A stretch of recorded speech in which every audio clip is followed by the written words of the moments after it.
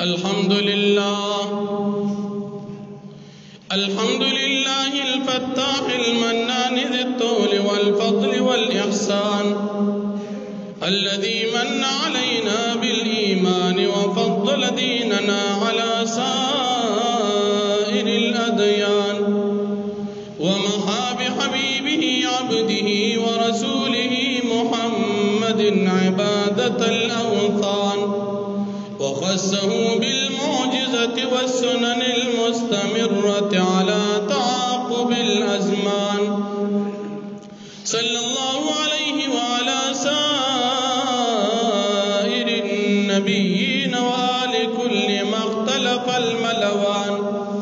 أما بعد فأعوذ بالله من الشيطان الرجيم بسم الله الرحمن الرحيم لقد من الله على المؤمنين إذ بعث فيهم رسولا من أنفسهم يتلو عليهم آياته ويزكيهم ويعلمهم الكتاب والحكمة وإن كانوا من قبل لفي ضلال مبين. وعن أنس بن مالك رضي الله عنه قال قال رسول الله صلى الله عليه وسلم لا يؤمن أحدكم حتى أكون أحب إليه من والده وولده والناس أجمعين. وقال النبي صلى الله عليه وسلم أنا آخر الأنبياء وأنتم آخر الأمم إمام الأنبياء بلا اختلاف وتاج الأسفياء بلا اختلال وختم الرسل بالصدر المعلى نبي هاشمي ذي جمال وما القرآن مخلوقا تعالى كلام الرب عن جنس المقال أحب الصالحين ولست منهم لعل الله يرزقني صلاحا. وقال تعالى في كلامه المجيد إن الله وملائكته يصلون على النبي يا أيها الذين آمنوا صلوا عليه وسلموا تسليما.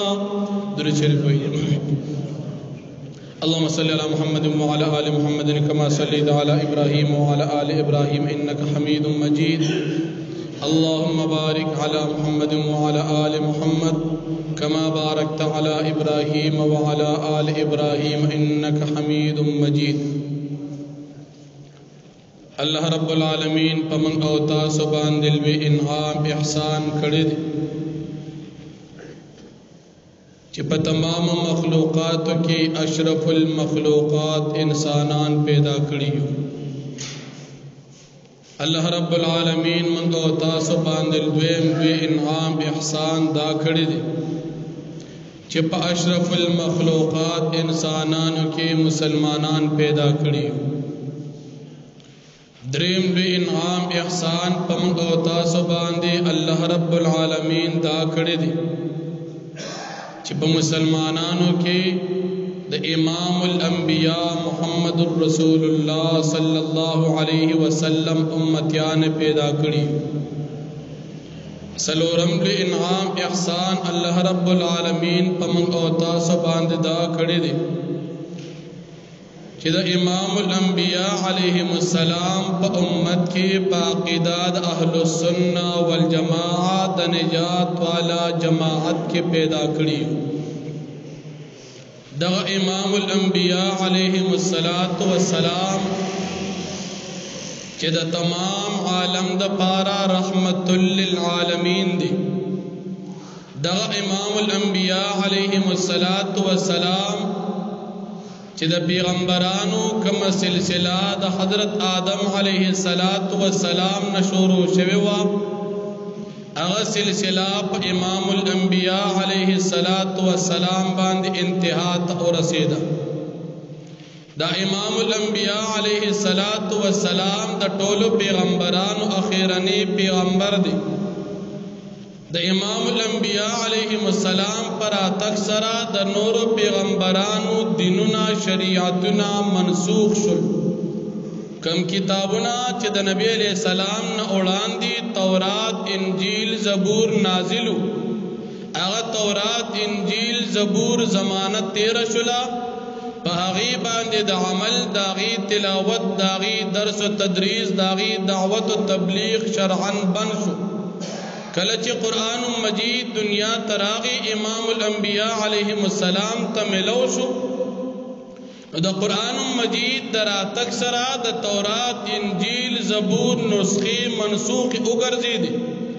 اوس د مسلمان د پاره دا جایز ندی چې د تورات انجیل زبور تلاوت کی یا د تورات انجیل زبور مطالعه کی یا د تورات انجیل زبور درس و تدریس کی یا د تورات انجیل زبور مطابق بل زندگی جوړ کی زکه د دې وخت تیر شوی دی امام الانبیاء علیهم السلام د ټولو پیغمبرانو اخیرنی پیغمبر دی د دین بعد بل هیڅ قسم پیغمبر ناراضی دا زمونږ د مسلمانانو ایمان دی کم سلسلہ چې په آدم علیہ السلام د پیغمبرانو شروع شو هغه سلسلہ اخیرنی پیغمبر امام الانبیاء علیهم السلام باندې انتها ته ورسېدله اوس کله نبی کریم صلی الله علیه وسلم نبات چا د نبوت او د پیغمبري دعوه وکړه کله نبی علیہ السلام د دور سره نږدې وی او کلری وی دا سړی با په اتفاق د امت مسلمه سره د شریعت د دلایل پرنا کې د اسلام د دایره نه بهر خارج او کافر ګڼل شي کاغا اسود عنسی کافر وی کاغا مسلمۃ الکذاب کافر وی او کاغا مرزا غلام احمق قادیانی ملعون وی دا په اتفاق د امت مسلمه سره کافر ګڼل شي ځکه چې نبی کریم صلی الله علیه وسلم دراتک سره د نور پیغمبرانو دراتو ضرورت پاتې نشو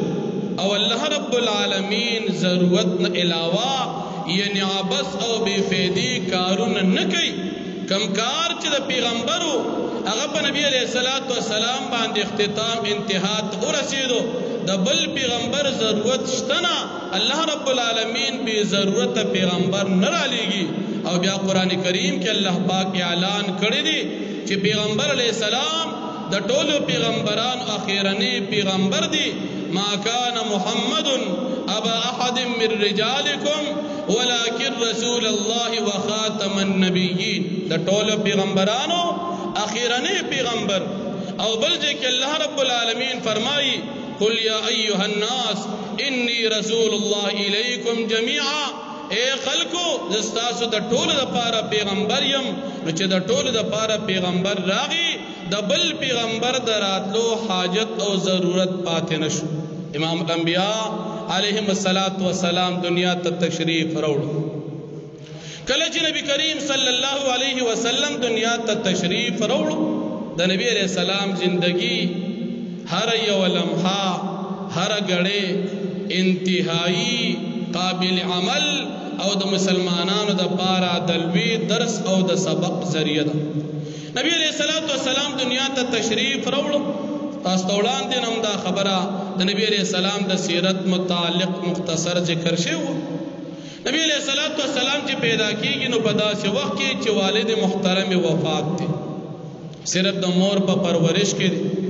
نبی علیہ السلام د ټولن اول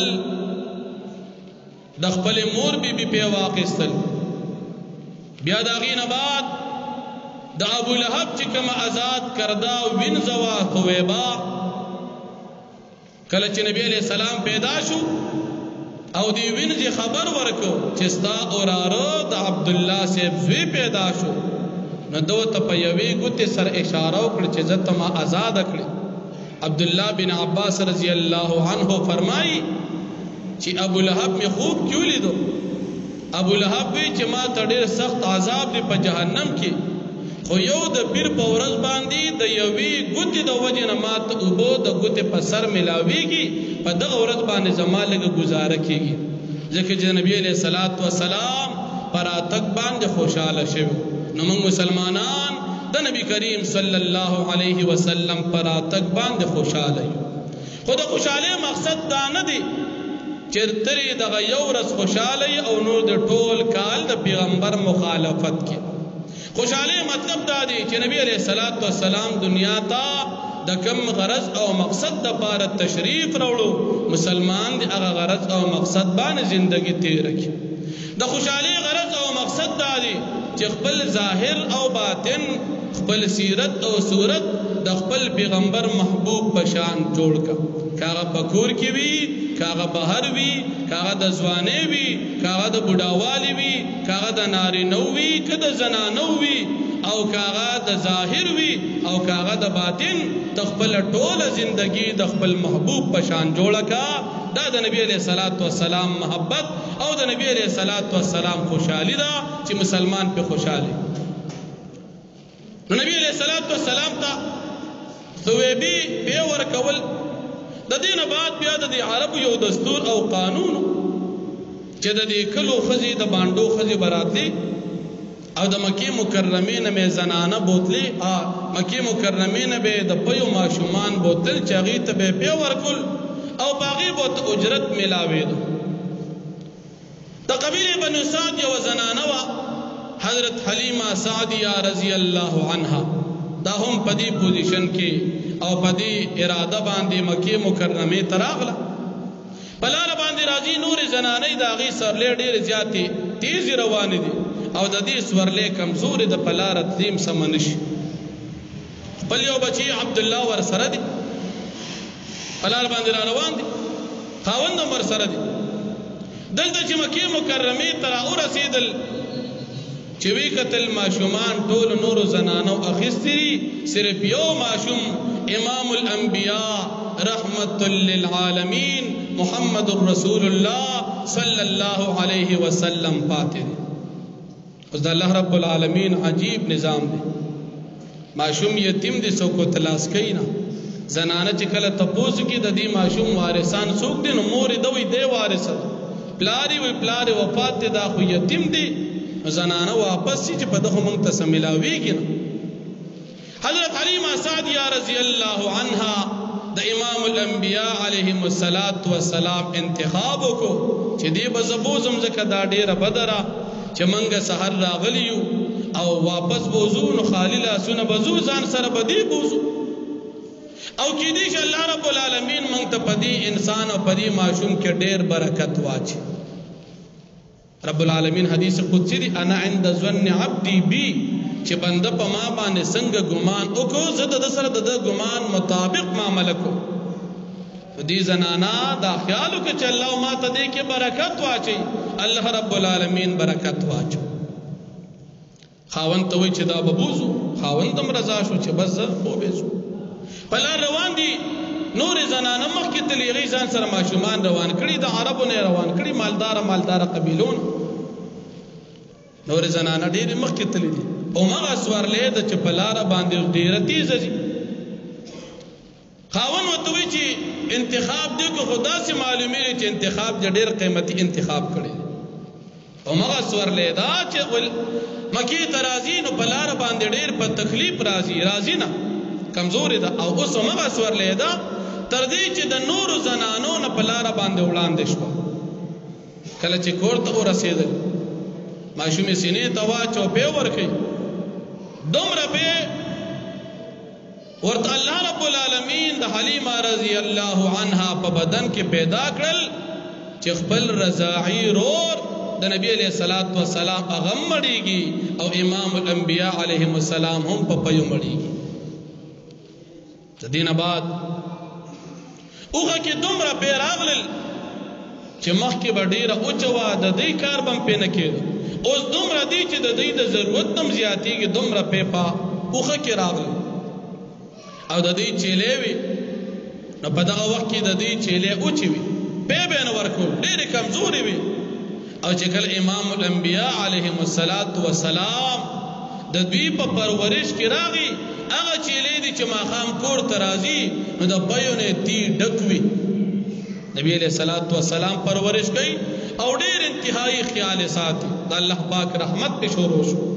رحمت للعالمین خیال ساتي تر دې پوری چې نبی علیہ الصلوۃ والسلام تقریبا د 2 کالو شو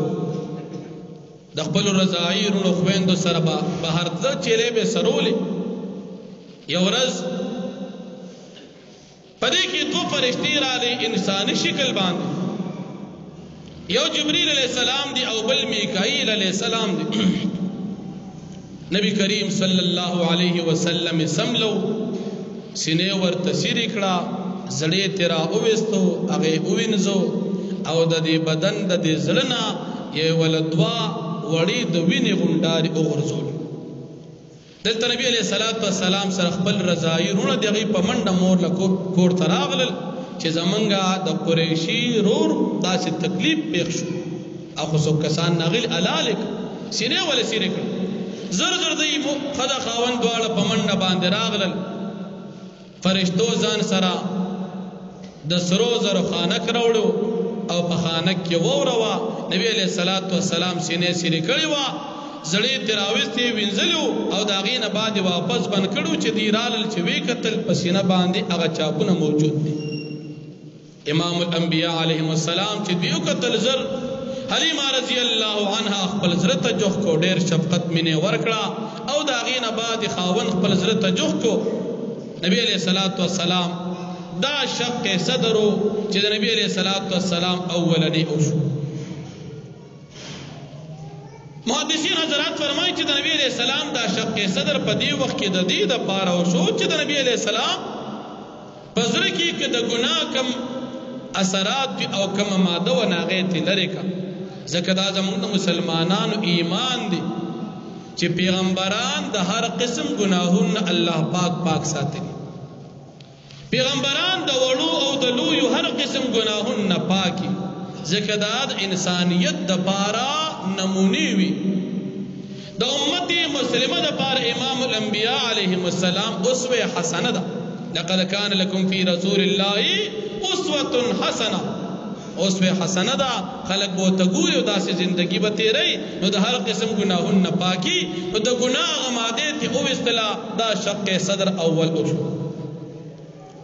دیمه پیران نبی کریم صلی الله علیه وسلم شق صدر کله چې د نبی علیہ السلام عمر لس کال شو هغه وخت کې شوی او هغه وخت کې دی د پاره شو چې د ماشوم په زړه کې د لوب کوم خواهش چې هغه ته ختم شي تکدن خو الله پاک ډېر لوی بنده جوړي دا خو د امت د پاره پیغمبر وي او د پیغمبر خدمت او ذمہ داری دا وی چې دی بلوب نه کوي دریمه پیراده امام الانبیاء علیهم السلام شق صدر سینا سیر کېدل الو شو کله چې د نبی علیہ الصلوۃ والسلام نبوت ملاوي ده سلويخت کال عمر کې محدثین حضرات فرمایي د دې لپاره چې د امام الانبیاء علیهم السلام په ځل کې د وحی دراتلو او داغي د بوج او چتولو داغي د انوارات او قبلولو هغه برداشت پیدا شي دریمه پیر دې د پاره شو او سلورمه پیرا کله چې نبی کریم صلی الله علیه وسلم معراج پشپا باندې الله پاک بوتلو نو نبی علیہ الصلوۃ والسلام شق صدر شو محدثین حضرات فرمایي چې د دې لپاره د سلورمه پیرا د معراج پشپا شق صدر وشو چې مخکې کوم عجایب او غرایب راځي کم ناشنا واقعات راځي د رب العالمین سره هم کلامی راځي او لوی لوی حالات راځي چې دا غي د قبل ولو برداشت پکې پیدا شي نبی علیہ السلام شق صدر دا سلور پیری شوی نبی علیہ الصلوۃ والسلام چې کله د 2 کالو شو د ماشوم د مدد رضاعت 2 کال وی حلیمه رضی الله عنها دې راوستو خپل مور بیبي حضرت آمینه ته خو بیا ورپسې ډیره غپونه سوال مینت او کچلګی را لراک بیا بوزم بیا یې سو وخت پاره بوتلو لیکن بیا سو میاشتې وسرو بیا خپل مور راوست کله چې د نبی کریم صلی الله علیه وسلم عمر شپږ کاله شو نو خپل مور بیبي وتی راځه زو مدینه منورې تخپل خپلوان دلته بلار شو چکر بو میاشتې مې تیر کړ چې واپس راتل په مقام ابوا کې مور بیبي بیمار شو او داسې بیمار شو چې غزه کې وفات شو او نبی علیہ السلام سره یو بل زنانه ام ایمن رضی الله عنها حضرت آمنه بیبی د نبی علیہ السلام مور هغه الته دفن شو او ام ایمن رضی الله عنها نبی کریم صلی الله علیه وسلم راوس او نکو حضرت عبد المطلب سے ته حوالہ عبد المطلب سے د نبی علیہ الصلوۃ والسلام سره ډیر زیات مهرباني او ډیر مینا کول تر دې پوری عبد المطلب سے ځان لیو زه جوړ کړو په حرم شریف کې چې باغی باندې به خپل بچیم نه پرې خو او نبی علیہ الصلوۃ والسلام بدلو او باغ چبوترو باغ زیبه کې ناستو د خپل بچونه سره زیات مینا کوله او بیا به ویدا چې زما دا بچي دا ناشنا بچي دي تنه الله رب العالمین ډېر انسان جوړي دا وته پتوا چې دا پیدا کېدل د دن وړاندې حالات دا اوس کوم حالات دا ټول عبد المطلب سے قتل چې حالات د اخر زمانه د پیغمبر نبی علیہ الصلوۃ والسلام دا عبد المطلب سے په نگرانه کېو اته کال په عمر کې تین کم وفات شو استو سوچ کوا پلار د پیدایش نه مخکې وفات پیدایشی یتیم مور د شپږو کالو په عمر کې وفات د مور او د پلار د سهارې نه محروم نکو د اتو کالو په عمر کې وفات د پلار په ځای نکو غټه سهاروي هغه د نبی علیہ السلام نه لاړه کله چې عبد المطلب سے وفات کېږي بیماری دوران کې نبی علیہ الصلوۃ والسلام خپل زوی ابو طالب سے اوس بارو او حکم وته کو چې د دې بچي په ډېر خیال ساتي او د دې په تربیت او کفالت کې د دې په تربیت او کفالت کې د نکمه کو تاهی ونشي امام الانبیاء دی چا د مخه چې الله پاک دنیا پیدا کړی دا هغه باندې حالت کله چې نبی کریم صلی الله علیه وسلم خپل تر ابو طالب سے ته حواله شو هغه به د خپل بچو نه ډیر خیال سات تر دې پورې چې نبی کریم صلی الله علیه وسلم عمر 12 کال شو ابو طالب سے د شام په سفر باندې تجارت ته پاره چې پېښو نبی علیہ السلام چې د اترغه مزي په سفر باندې او ما نه بوزي ډیر خپش اترو د خفغان ته او قتل او نبی کریم صلی الله علیه وسلم ځان سره روان پرې سفر کې پدی قافله کې حضرت ابوبکر صدیق رضی الله عنه او حضرت بلال حبشی رضی الله عنه هم موجود دي کله چې شام طرف روان شو پلار کې مقام له رسید چاغي ته بصره مقام وي پدې کې دمکې دې کې عیسایان الوی عالم دي دا غدیزه کې ګرجدا دا قافله چوري دی لراغي او داسې په غور سره یو تګوري چې دا کسان د کم ځای راغلي دا غنوم جرجیس دي عیسایان عالم دی لوی جرجیس خدا په دغه زمانہ کې موحد او مشرک کافر نو مسلمان د عیسی علی السلام په دینو مشهور په بحیره راهب باندې خپل نوم جرجیس هغه چوکتل نبی کریم صلی الله علیه وسلم ولیدو کله چې نبی کریم صلی الله علیه وسلم ولیدو نبی یو خبر او کو ناشنا خبره وی هذا سید العالمین هذا رسول رب العالمین یبعثه الله رحمتا للعالمین دا د دواړو جهانو سردار دی دا د رب العالمین پیغمبر دی او دا الله پاک را لېږل دي د مخلوق د پار رحمت للعالمین عیسایانو عالم دا خبره وکړي بیا وی چې تاسو دا ماشوم عام ماشوم مګنئ دا هغه سړی چې د اخر زمانه پیغمبر وي زمون په کتابونو کې چې د اخر زمانه کم علامات د پیغمبر موجود دي هغه ټول په دې کې موجود دي بیوی د دو کفیل او وارث دلته والد د سوق دي خلقوتی ابو طالب سے بتري دے مشر دي بیا لاړو دی بحیره راهب ټولي قافله والا ډوډۍ وکړه چې ډوډۍ راوړه چې وی قتل الکه هغه ماشوم څه شو ویا خپل توخان سره امام الانبیاء ساروي سره وي تاسو د تو ګورئ په د باندې په دې ګرمه کې سورې در تخکاری په د باندې دوه فرشتو سورې کړې کله چې راغلل بیا ابو طالب صاحب ته وویل چې زه درته ویم چې دې مخکې مه بوځئ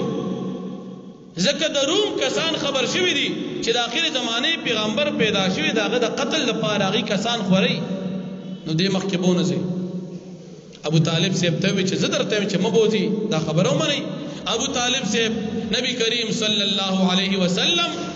د حضرت بلال حبشی او حضرت ابوبکر صدیق رضی الله عنه سره او واپس مکه مکرمه ته راغلل دا د شام اولنی سفر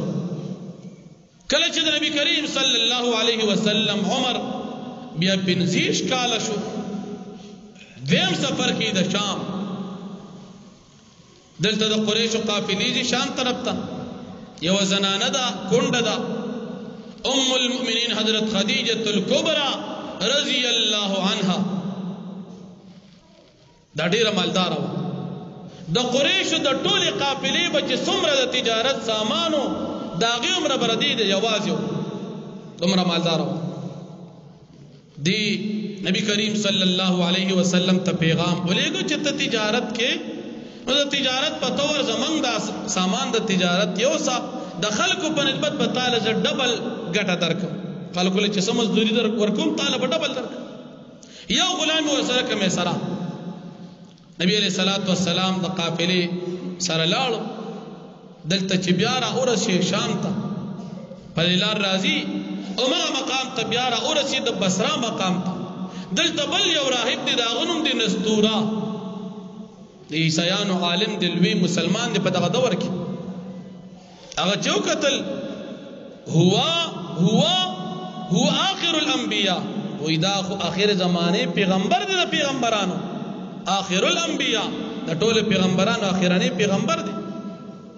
بیا نبی علیہ الصلوۃ والسلام خو قافلین مې سره غلام ته وګوره ورته نبی علیہ الصلوۃ والسلام چې را روانو د پاسه په دوه پرشتو سورې کړ دا د آخر زمانه پیغمبر دی نبی کریم صلی الله علیه وسلم چې بیا راغی ډوډۍ ټیم شو کېناست پناسته کې دلته سوري میلاونه شو کوم ځای کې ډوډۍ ته کېنې سوري نشته خلک ناست دلته اون چې په کوم طرف سوري کړي دی هغه سوري واپس په نبی علیہ الصلوۃ والسلام باندې شو مې سره غلام خو کتل چې دا سړی خو ډېر عجایبات والا سړی واپس چرال ټوله قصې خپله خدیجه الکبرى ام المؤمنین رضی الله عنها توکړه هغه د خپل تزوی ورقه بن نوفل توکړه ورقه بن نوفل وته چې دا علامات د اخر زمانه د پیغمبر دي او دا سړی دا شخکاری چې د اخر زمانه پیغمبر دي ام المؤمنین په ذهن کې رال چې دې سره نکاح وکړم هغه مالدار زنانا